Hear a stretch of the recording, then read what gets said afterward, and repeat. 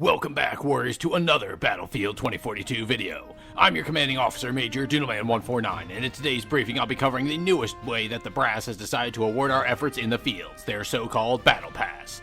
I'll be addressing what this Battle Pass is, how you progress within it, whether or not I've seen the likes of it before, how long it'll last, and whether or not it's worth it overall. I put some decent time into this so far, so you can trust your CO to have accurate, informed opinions on the matter. Let's get into this, soldiers. I figure the first thing I may as well do is inform all you greenhorns on what the Battle Pass actually is. The Battle Pass is a progression system of sorts where you are rewarded with a variety of items, primarily cosmetics, for continuing to deploy to the battlefield. These passes frequently introduce new equipment to our arsenals as we continue to engage the enemy more frequently.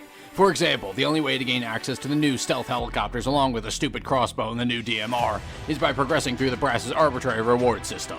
Anyone who's currently deployed will be able to access these new pieces of gear, but if you want to pay more than your enlistment fee, you can gain access to unique cosmetics that the regular rank and file won't have access to. With all this talk about progress, I can assume you're all wondering as to how exactly we soldiers progress through this reward system. Is it strictly based on how well you perform in the field, or are there specific objectives HQ wants you to focus on to more quickly reach those higher ranked rewards? Well, it's a little of both. Each week has a set number of specific challenges or objectives to be completed that reward you Battle Pass points. These points can be exchanged at your on-base commissary for access to the higher ranked rewards. Not all challenges are worth the same amount either. Some are fairly high at 4 points per challenge, while others, like the very simple earn X amount of experience challenge, reward you only 1 point. While you accumulate 10 Battle Pass points, the new tier will be available to you. So while progression is strictly challenge-based, with one of the challenges being a resetting earned XP challenge, you can argue that it's an experience-based Battle Pass as well.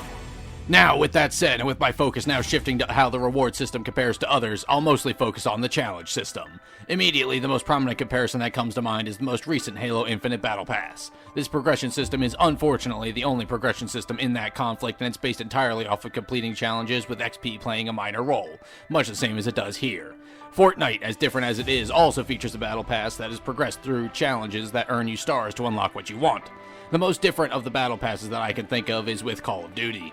While there are challenges that award experience, it's the experience itself that progresses the Battle Pass, meaning that the challenges are optional at worst and a good boost at best.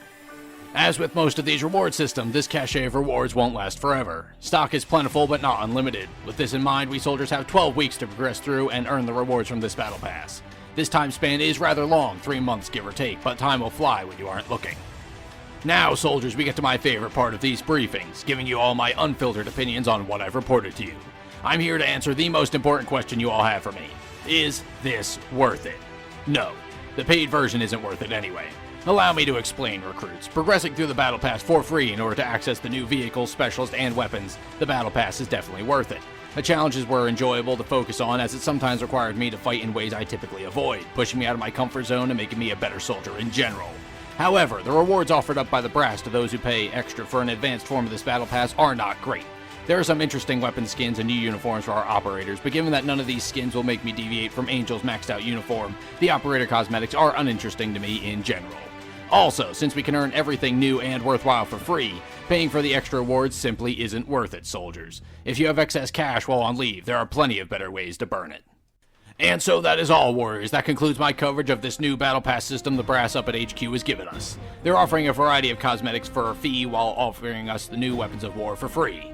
Your CO recommends not buying the Battle Pass, but if you can find a legitimate reason to get it yourself, share it with me in the comments below. Do you agree with my assessment? Will you be buying the Battle Pass? Permission to speak freely is granted. And so if you felt your CO did an adequate job today in this briefing, then be sure to leave me a like, super thanks, or subscription to show the brass at HQ that I could do with a larger audience. So I've been your CO, Major Doodleman149, and until next time, you are all dismissed!